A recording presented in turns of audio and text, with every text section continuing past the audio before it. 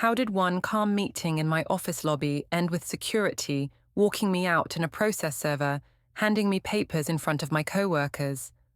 I thought my husband was jealous and controlling. Why did his quiet little notes turn into a legal result that hit my bank account and my job on the same day? My name is Araminta Lark, but most people called me Minta. I was 35, and I worked in customer success for a software company downtown. On paper, my life looked clean. Husband, child, house, steady money. I told myself I earned it. I also told myself I was still young. I said I could not be trapped in a small life just because I wore a ring. When I looked at Noah, I saw comfort. When I looked at comfort, I felt bored. That morning in the kitchen, Noah moved around me like I was glass. He made Sadie's lunch and lined up her little snacks. He asked why my calendar had another block called Meeting Personal. I said it was a training thing, and I said the company used strange titles. I kept my voice calm and sweet. Then I turned it back on him. I asked why he watched my schedule like a guard. He said he only wanted to understand my time. I said he did not support my career, and I said I was tired of always proving myself. Noah did not shout. He just looked down at his mug. He asked if I could be home earlier this week because Sadie had a school activity. I said I would try. I did not say yes. I hated being asked for anything, even normal things. It felt like a chain. I kissed Sadie's hair and told her I would pick her up later. She smiled like she believed me. She always believed me. That made me feel powerful and also a little sick, but I pushed that feeling away. In the driveway, Noah offered to do pickup. He said my work was busy and he could handle it. I said I had it under control. I said he was acting like I could not manage my own child. He said that was not what he meant. I saw his face tighten, and I liked it. I liked that I could make him feel wrong with 2 sentences. I got in my car and told myself I was only protecting my independence. I also needed the gap in time. I needed my space to breathe and to plan. At the office, the lights felt warm, like they wanted to keep secrets. I walked into the open-plan floor and felt eyes follow me. I had learned how to dress for attention without looking like I tried. I did not call it flirting. I called it being confident. Around noon, Graham Keane walked past my desk and stopped. He asked how my accounts were going. I said they were fine and I was carrying the team again. He laughed and said I was a star. He said it loud enough so others could hear. I smiled like I was modest, but inside I drank it. Graham had been my director for years. It started small. He asked me to stay after a meeting. He asked if I wanted to grow faster. I said yes. He said he could help me if I trusted him. I said I did. Trust was such an easy word. Over time, the talks got longer, and the space between us got smaller. I told myself Noah would never understand ambition like this. Noah fixed wires and panels and came home tired. Graham talked about strategy and influence and having options. I told myself I deserved options. That afternoon, Graham asked me to step into his glass-walled office. People could see shapes but not hear words. He asked if I was doing okay at home. I said Noah was stressed and needy. Graham said some men tried to hold women back when women started to shine. I agreed too fast. He said we needed to be careful because the office loved gossip. He said it would be better if our talks stayed private. He said he did not want me hurt by jealous people. I nodded like he was protecting me. I did not name what we were. If I did not name it, it did not feel real. Later, I stayed late for a client. I sent Noah a message about an urgent project. He asked if I wanted him to bring dinner. I said no because I was focused and I did not want distractions. That was the kind of wife I pretended to be. When I finally left, Graham walked with me to the elevator. He asked if I was sure I could manage my husband. I said Noah always calmed down. I said he acted tough, but he folded. I said it like a joke, but it was also a rule in my head. That night, I met Cassidy and Danny at a rooftop bar near the river. The air smelled like smoke and perfume and sweet drinks. Cassidy asked where Noah was. I said he was home doing dad duty. I rolled my eyes and they laughed. I told them Noah had started asking questions again. Cassidy said I had outgrown him. Danny said I should stop explaining myself to a man who did not pay my bills. That was not true. Noah paid plenty, but I liked hearing it. I liked the sound of me being the main character. Cassidy took a group photo and posted it fast. She tagged Noah with a little joke about how lucky he was. I saw the tag, and I did not stop her. Part of me wanted Noah to see it and feel small. Part of me wanted him to know I could be adored without him. I told myself it was harmless. I told myself he needed to learn not to question me. I watched likes appear and felt my chest lift, like applause. When I got home, the house was quiet and too clean. Noah had washed the dishes. Sadie's backpack was by the door. Noah stood on the stairwell landing like he was waiting, but he looked tired, not angry. He asked why I was late again. I said the client call ran over. He asked why I smelled different. I said the office had new cleaning products and my coat picked it up. I said it like it was boring. I wanted boring. Boring meant safe. Noah nodded, but his eyes stayed on my hands. My phone buzzed once, and the screen lit up. For a second, the preview showed a message from my emoji contact. I moved my thumb too slow. Noah saw it. He did not ask who it was. He did not demand anything. He only said he was going to bed, and he asked if I could keep my voice down because Sadie was asleep. That calmness felt wrong. It felt like the air before a storm, but I told myself he was finally learning his place. I walked into the dark hallway and felt my phone buzz again. The next weekend, I wanted witnesses. I wanted people around us so Noah could not push back. I told myself it was for family time. In truth, it was for control. We went to a family restaurant with a long table and loud plates. My parents were there. My sister Danny was there.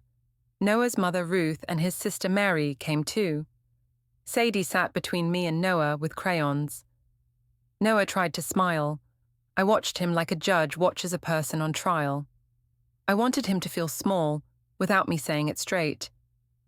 When the server brought drinks, my mother asked how work was going. I said it was amazing, and I said I was carrying my team. I said I was finally seen. Noah nodded and said he was proud. I did not thank him. I looked at my father and said some men were uncomfortable when their wives did well. I said it in a light tone like a joke. Danny laughed fast. Cassidy was not there, but I could hear her voice in my head cheering me on. Ruth asked what I meant. I said Noah got nervous when I had meetings. I said he asked too many questions. I said it made me feel like a child asking permission. I did not mention I was lying about my time. I did not mention Graham. I made it sound like Noah was the problem. I watched faces around the table. My mother's face tightened like she was deciding who was right. My father looked down at his food like he did not want to pick a side. Noah asked me quietly to stop. He said we were in public and it was not fair. I said he was proving my point by making it about his feelings. I said I only wanted support. Danny said a husband should clap for his wife, not question her. Mary looked at me like she was seeing me for the first time. She said Noah always supported me. She said he worked extra jobs so I could take my courses. I smiled and said that was his choice. I said respect follows results, and I had results. It sounded sharp even to me, but I liked it. Sharp words cut faster. Sadie asked if she could have dessert. Noah said yes right away. I said no at first, just to show I was in charge. Then I changed my mind and said yes, because I wanted Sadie to think I was generous. I knew how to look kind while I was not being kind. After dinner, Noah walked beside me to the car. He asked why I spoke like that. He asked if I even liked him. I said I loved him, but love did not mean I had to accept his insecurity. I said he made me act this way. I said if he was stronger, I would not need to defend myself. He went quiet. That silence felt like winning. 2 days later, I went to school pickup. I did it on purpose, even though Noah offered again. I wanted to keep my time mine. The line of cars crawled forward. Parents stood near the fence and talked in small groups. I checked my phone too often. I told myself it was normal. My emoji contact sent a short message, and my heart jumped. I turned the screen down and pretended to fix my bag. A mother from Sadie's class came over. She asked if I worked at the cafe by the library sometimes. I asked why. She said she saw me there late last week, and she said I looked busy. My smile felt tight on my face. I said I worked anywhere I had Wi-Fi. I said it was hard being the main income sometimes. That was not true, but it sounded good. It made me look responsible. She nodded and said she understood. Then she glanced at my phone like she knew there was more. I hated that glance. I hated how strangers could make me feel seen. Sadie ran out with her teacher. She looked at me and then looked at the line again. She asked where Dad was. I said Dad was working. She said Dad usually came early. I said Dad needed rest, and I was being a good mom by doing it today. She held my hand, but her hand was limp. She did not skip like she used to. That bothered me, but I blamed Noah in my head. I told myself his moods affected her. That night at home, I tried to act normal. I cooked pasta and talked about school. Noah washed dishes and did not correct me when I got a detail wrong. Usually he corrected small things. He liked accuracy. Now he let it pass. It made the room feel bigger and colder. Later, Noah asked if he could see my schedule for the week. He said he needed to plan school runs and his job sites. I said he was acting like a manager. I said marriage was not a workplace. He said he only wanted to avoid surprises. I said I did not owe him full access to my life. I asked why he did not trust me. He said trust was not the same as blindness. His words were calm, but they hit hard. I did not answer. I changed the subject and asked why he was so tense lately. I wanted him to chase me into an argument. He did not. I went upstairs and noticed the guest room door was not fully closed. The light was off, but the room smelled like fresh sheets. The bed looked slightly disturbed, like someone had sat there. I stood in the doorway and listened. The house was silent. I told myself it meant nothing. Noah sometimes took naps there when he worked early. Still, my stomach tightened. I did not like not knowing things. Back in our bedroom, Noah lay on his side facing away. I scrolled my phone under the blanket. Graham sent a message asking if things were stable at home. I said yes. I said Noah was just being dramatic. I told Graham I had it handled. Even as I typed it, I felt less sure. Noah's quiet felt like a wall I could not climb. The next morning, I came downstairs and heard a soft beep. It sounded like a phone making a small start sound. I froze near the hallway. Noah was in the living room with his back to me, looking at his phone. He turned the screen down when I stepped closer. I asked what he was doing. He said he was making reminders for himself. I laughed and said he was becoming obsessive. I said he should focus on being a good husband instead of playing detective. He did not answer. He only put his phone in his pocket and asked if I wanted coffee. I watched his hands while he poured it. His movements were steady. No shaking, no anger. That control made me feel like the shaky one, and I hated it. I told myself I was still the strong one. I told myself he was just trying a new trick. When he left for work, his keys sat on the counter for a moment. I saw a new key on the ring. It was not like the house key. It was smaller, clean, and new. I picked up the ring and turned it in my fingers. I heard Noah's footsteps behind me. He asked what I was doing. I said I was just moving them. He took the keys from my hand without a fight. He said he was late and kissed Sadie's forehead. Then he left, and the new key went with him. I started to plan my days like a stage show. If I controlled the light and the timing, I could control what people believed. I told myself that was smart, not cruel. I told myself Noah was too simple to understand how the world worked. At the office on Monday, I arrived early and walked in like I owned the floor. A coworker asked if I was okay because I looked tired. I said I was just dedicated. I made sure to say it loud enough for two other people to hear. I wanted them to think hard worker, not liar. Graham passed my desk and tapped the side of my monitor like he was checking my progress. He asked if I could meet later. I said yes, and I said I would bring updated notes. He smiled in a way that felt private, even in public. I pretended I did not notice, but my body noticed. That was the problem. My body kept making choices my mouth tried to explain away. At lunch, I walked to the printer station. The machine made a warm hum and then spit out a single blank page. It slid onto the tray like a quiet warning. I stared at it for a second too long. A man from IT walked by and asked if the printer was acting up again. I said it was fine. I crumpled the blank page and threw it away like it meant nothing. Still, the faint smell of toner followed me back to my desk. Later, I saw Graham talking to HR near the hallway. It was not dramatic. It was the kind of talk that looked normal. They stood with polite space between them. Graham nodded, and HR nodded back. I told myself it was just budget stuff. I told myself I was imagining things because Noah had put me on edge. That afternoon, Graham did not call me into his office. Instead, he sent a message asking me to meet at a co-working cafe near the library. He said the office was too loud for a proper talk. I liked that he said proper, like we were professionals. I told myself it was a mentorship meeting. I did not say the other word in my head. I texted Noah that I had a client issue and might be late. He asked if we had dinner plans. I said my job did not run on his schedule. I said he could eat with Sadie. He wrote that he understood. That calm reply annoyed me more than anger would have. I wanted him to fight because a fight would prove he cared. His calm felt like he was stepping away from me.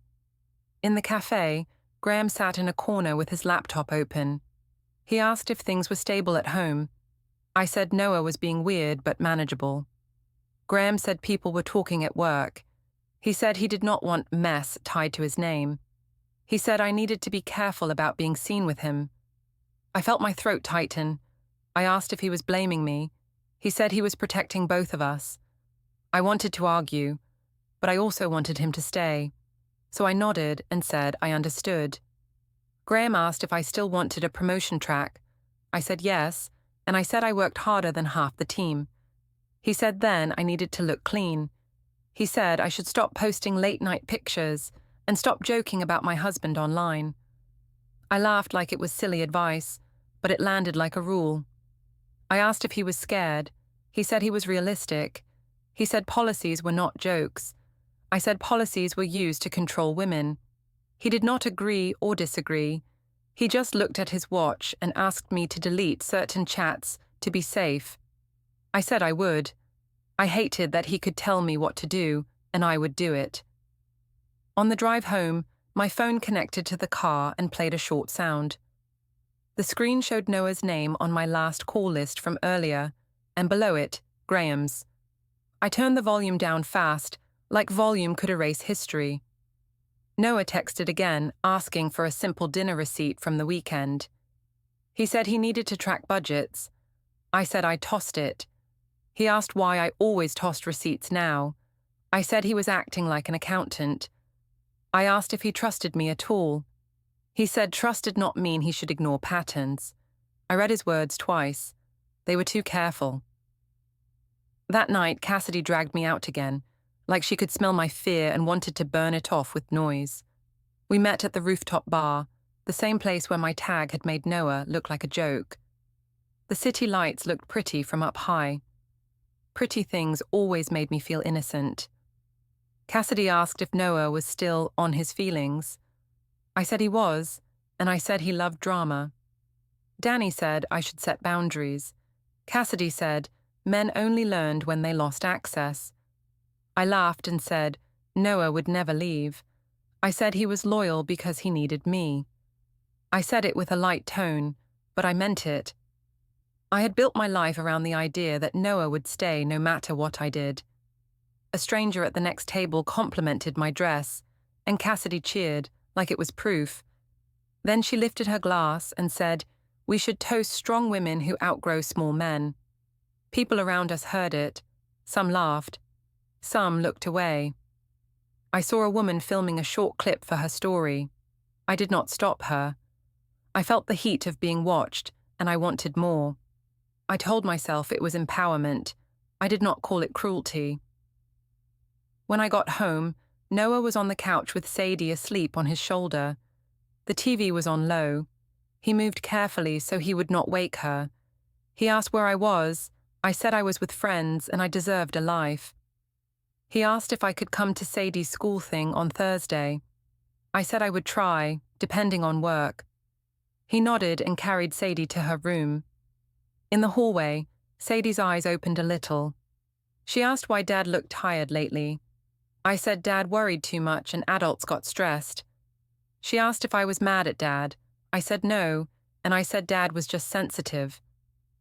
She looked at me like she did not believe me. Then she turned her face into her pillow. In our bedroom, Noah stayed quiet while I changed. I asked if he was going to keep acting cold. He asked what I wanted him to say. I said I wanted him to stop accusing me with his eyes. He said he was not accusing. He was observing. That word made me feel exposed. I told him he was acting like a detective, and it was unattractive. He did not react. The next day, I walked into the kitchen and saw Noah's laptop open on the table. It was not normal. He usually kept it in his bag. I slowed down, trying to look casual. On the screen was a spreadsheet with neat columns. I could not read every label, but I saw dates in a long list and short notes beside them. I saw times that matched nights I had said I was at work. My stomach flipped. Noah came in behind me, and his hand closed the laptop with a soft click. He asked if I needed coffee. I said yes, like my voice still belonged to me. He poured it slowly, like nothing happened. I sat at the table and held the mug with both hands, pretending it was just a mug and not a shield. The spreadsheet stayed in my mind all day, like a stain I could not wash out. I told myself Noah was being paranoid. I told myself he had no proof of anything real. Still, I kept seeing those dates lined up like steps leading somewhere. I went to the gym after work, not because I wanted exercise, but because I wanted space to think. The gym lobby smelled like rubber mats and sweet shakes. People smiled at mirrors. I liked mirrors. Mirrors did not talk back. My phone buzzed, and Graham's name showed up. I turned away from the check-in desk so the staff could not hear me. He asked if I was safe at home. I said yes, but Noah was acting strange. Graham said we needed to stop being careless. He said there were eyes at work. I asked if HR was involved. He said he did not know, but he said policies were simple and people used them like weapons. I said it was unfair. I said men did this stuff all the time and nobody cared. Graham did not argue with me. He told me to delete messages, and he told me to avoid being seen with him outside the office for a while. He asked if I understood. I said I did. When I hung up, I felt angry at him and also scared of losing him. I told myself he was still on my side. I told myself he was just careful because he was important. I kept telling myself these things the way people press a bruise to check if it still hurts. After the gym, I drove home and practiced my face in the mirror of the rear view. Calm eyes, normal smile. I walked into the kitchen and saw Noah's mug on one counter and my mug on the other. It looked like a quiet line between us. Noah asked how my day was. I said it was fine. I asked why he was doing spreadsheets now. He said he was organizing life. I said he was trying to control me. He said he was trying to reduce conflict. That word again. Conflict. Like I was the problem to manage. I decided to push him. I asked if he thought I was cheating. He looked at me for a long second. Then he said he thought we needed honesty. I laughed and said he was obsessed. I asked if his mother had planted ideas in his head. He said nobody planted anything. He said he noticed patterns. I said he noticed what he wanted to notice. I said when a woman grows, weak men panic. Noah did not raise his voice. He only asked if we could talk when Sadie was asleep. I said no. I said I would not sit in a trial in my own house. That night, Sadie asked me to read a story. I read it, but my eyes kept going to my phone. She asked why I kept looking away. I said I had work messages. She said Dad did not look at his phone when he read. I told her Dad had a simple job with simple rules. The moment I said it, I saw her face fall a little. She did not argue. She only turned the page for me like she was helping. The next morning, I stopped at the bank on the way to work because I wanted to calm my nerves with control. Money was control. If I could spend, I could breathe. At a small shop near the bank, my card declined on a basic purchase. The cashier looked at me with that polite pity people use when they want you gone. I swiped again, declined again. I felt heat climb into my face. I used a different card from my wallet, and it worked, but it was not the point. The point was that something had shifted without my permission. Inside the bank, the air was cold and smelled like paper. I told the front desk I needed help with a card issue.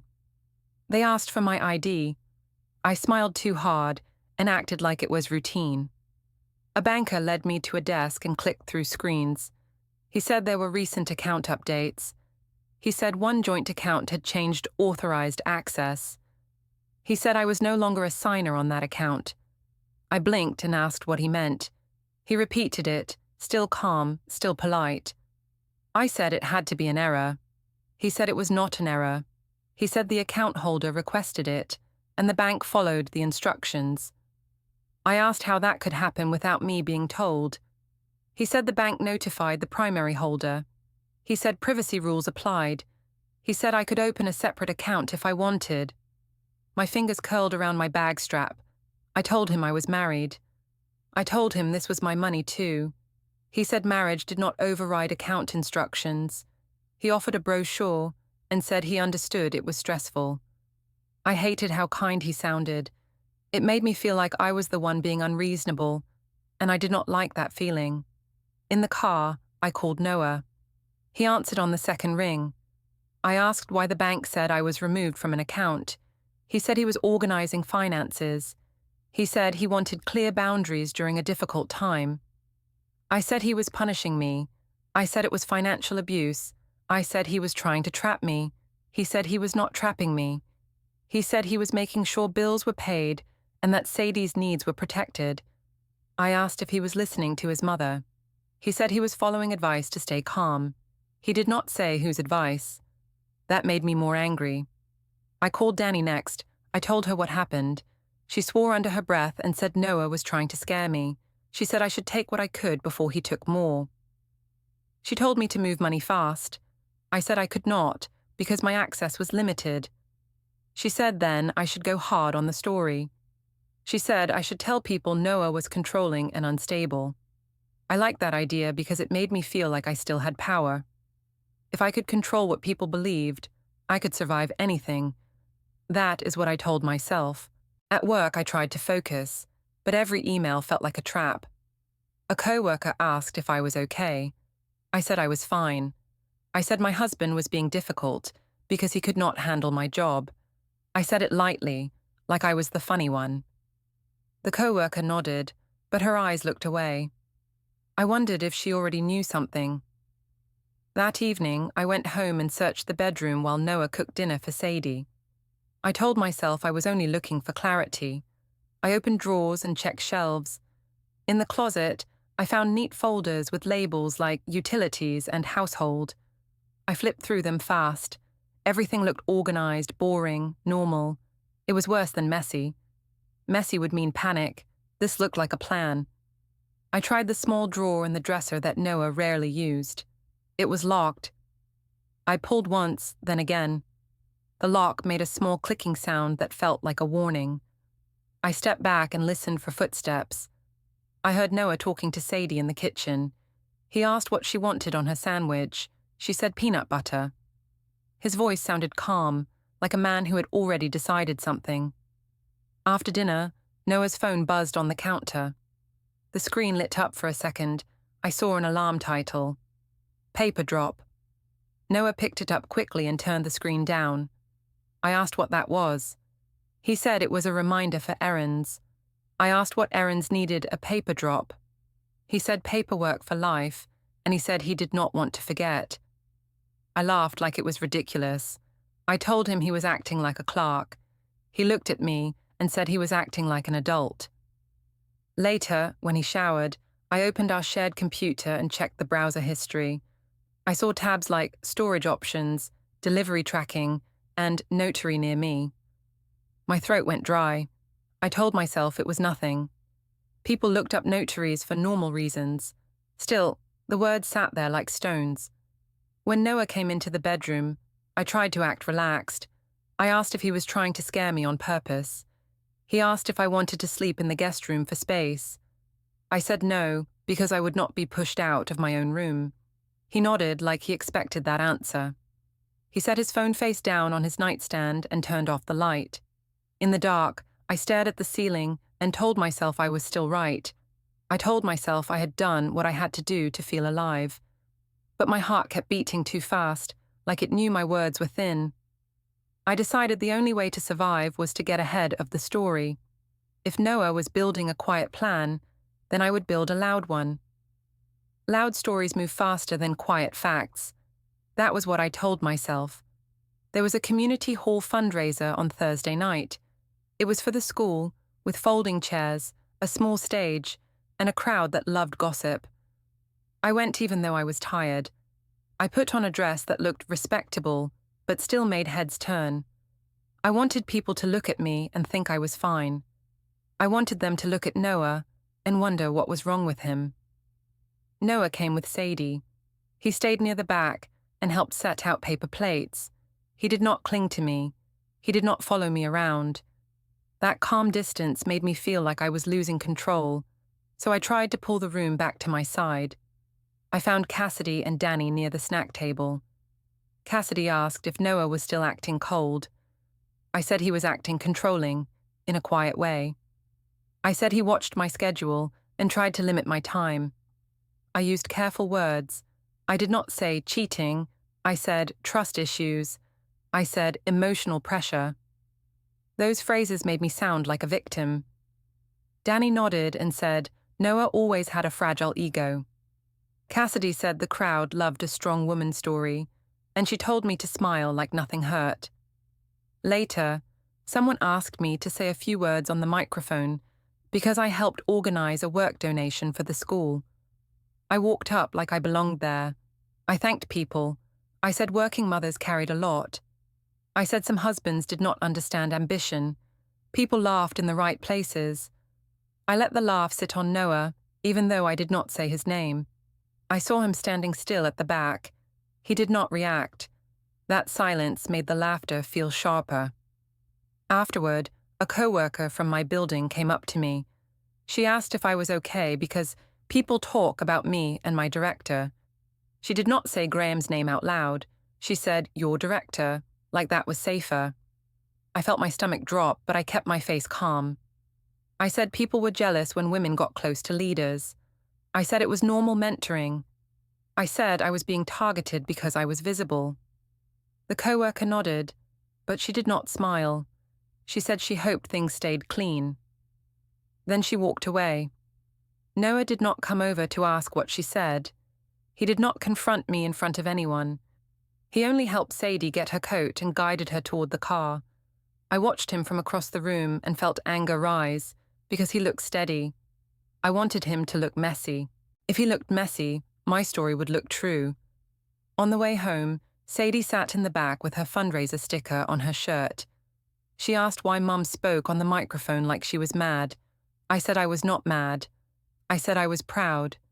Sadie asked why Dad stayed far away. I said Dad liked space when he was stressed. Sadie asked if we would live in 2 houses like her friend Liam. My chest tightened. I asked who told her that. She said nobody told her. She said she heard the word schedule a lot lately, and Dad had a new calendar reminder. I forced a small laugh and said Dad liked planning. The next day, I went to school pickup again, even though it made my heart beat fast. The line was full of parents and small talk. A father I barely knew nodded at me and then looked away. A mother from the fundraiser whispered to another mother and stopped when I got close.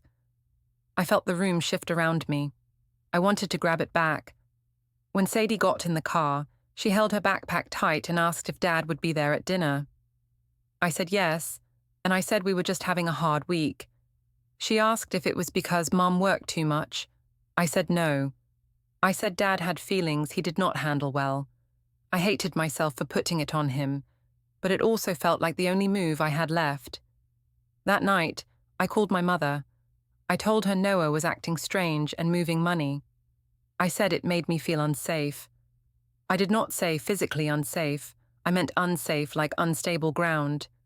My mother asked if I had done anything to cause it. I said she always blamed the woman first.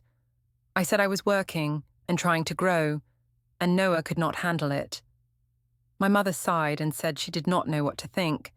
She asked if I was being honest. I said I was, and I said Noah was turning into a different person. When I hung up, I felt angry at her for not taking my side fully. I messaged Danny and Cassidy in our group chat. I told them Noah was setting traps. I said he was tracking me. Cassidy wrote that I should expose him first. Danny said I should talk to people before he did. I liked that advice because it felt like action. So I started telling a softer version of my story to anyone who would listen. At work, I mentioned I was under stress at home. I said my husband did not like my boss contacting me. I said it like Noah was unreasonable. I told one coworker that Noah made me feel guilty for working late. I watched her face. I watched what she believed. I made my voice shaky in the right places. I knew how to perform pain without showing the real reason for it. But the more I talked, the more I felt eyes on me. Not warm eyes, measuring eyes. At home, Noah kept routines. He packed Sadie's lunch. He set out her clothes. He did not argue when I spoke sharply. He did not beg. He did not chase. That hurt my pride more than any yelling would have. I tried to start a fight on purpose. In the driveway, I caught him as he came home from work. I asked why he was ruining our finances. I said he was trying to trap me. I said he was making me look crazy.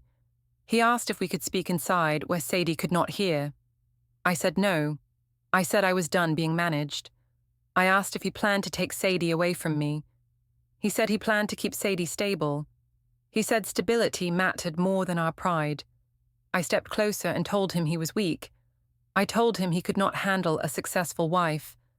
I told him he needed to stop playing games and come back to normal. He listened. Then he looked at the street like he was checking something, and then he looked back at me. He asked if I wanted to fix this or keep burning it. I said he was the one burning it. I said he was punishing me for being alive. He breathed out slowly and said he would not do this in the driveway. He said we would handle it properly. I laughed and asked what that even meant. He did not answer my tone. He only repeated it, calm and flat, like a door closing. He said he would handle it properly. The next morning, I still told myself Noah was bluffing. I told myself he was the type to make lists, not the type to act. I put on my work face and drove to the office like nothing could touch me. In the office tower lobby, the security guard stepped in front of me before I could tap my badge. He asked if I could wait by the seating area. I smiled like he made a mistake and said I worked upstairs. He said he understood, but he was asked to hold my access for now. I asked who asked him. He said he could not discuss it. People walked past us with coffee and laptops. I felt their eyes slide over me. I pulled out my phone and called Graham. It rang and rang. No answer. I tried again. Still nothing. I told myself he was in a meeting.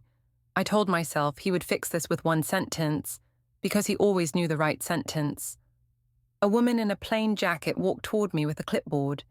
She asked if I was Araminta Lark. I said yes, and I asked who she was. She said she was there to deliver documents.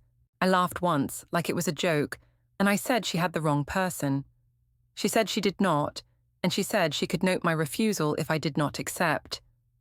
People nearby slowed down. I could feel the lobby become a small theatre. I snatched the envelope because I did not want her writing "refused" in front of strangers. She thanked me politely and walked away like she had dropped off a package, not a bomb. I stared at the envelope and felt my throat tighten.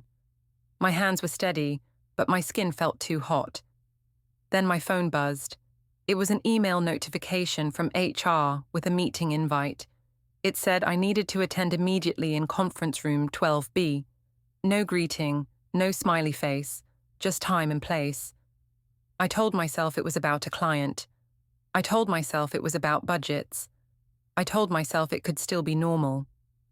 When I got upstairs, my badge did not work at the elevator. The guard there asked me to wait, and he called someone.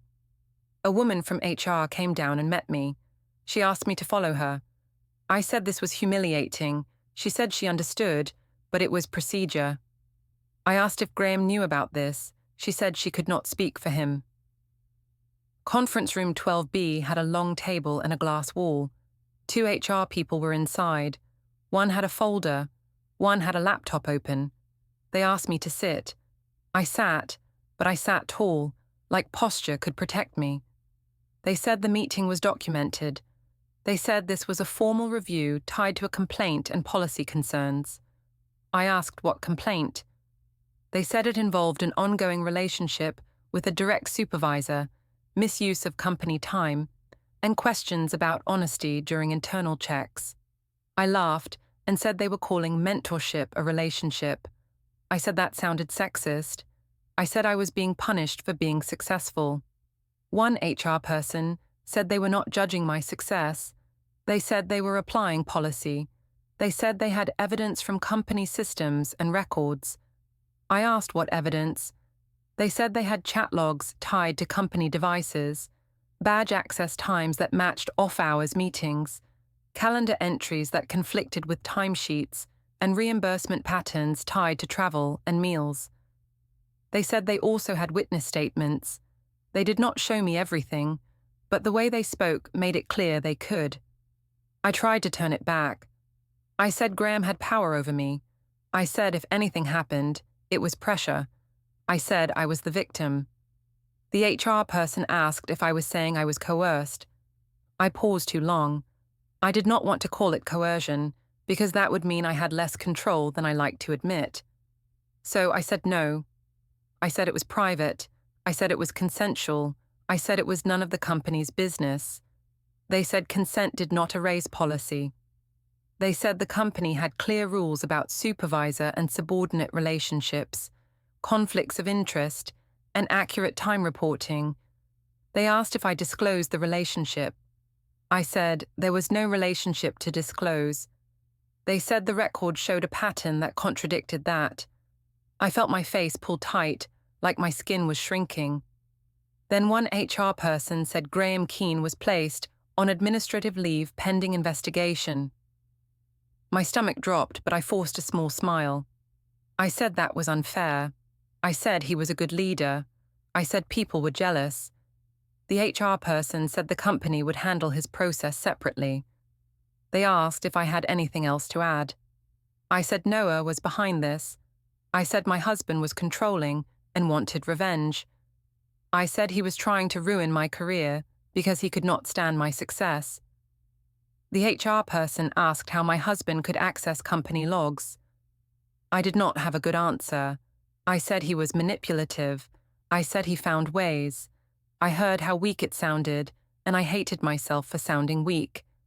The HR person took a breath and said the decision was made based on policy violations and my lack of truthful disclosure during the review. They said my employment was terminated effective immediately. They said I would receive separation information by email. They said security would escort me to collect personal items. For a second, I could not move. I stared at the table edge like it was the only stable line in the room. Then I stood up too fast and said they were making a mistake. The HR person said I could appeal through the company process. They said they understood it was upsetting. Their calm voices made me want to scream. But I did not. I did not want to look crazy in front of witnesses. I held my face together like a mask. In the hallway, people looked up from their desks. I walked between them with the security guard behind me like a shadow. I grabbed my mug, a photo of Sadie, and my sweater from the chair. I could feel my co-workers pretending not to stare. Some did stare anyway. Back in the lobby, I finally opened the envelope. The first page had my name and Noah's name. It was a divorce filing. Under it were temporary orders about money, who stayed in the home, and a structured schedule for Sadie starting now. The words were plain, not dramatic. They felt heavier than any insult because they were real. I pulled out my phone and called Noah. It went to voicemail. I texted him that he was destroying me. No reply. I texted Graham. No reply. I texted Danny. No reply. I stood in the public lobby with my box of desk items and those papers shaking in my hands, and the security guard asked me which exit I wanted to use.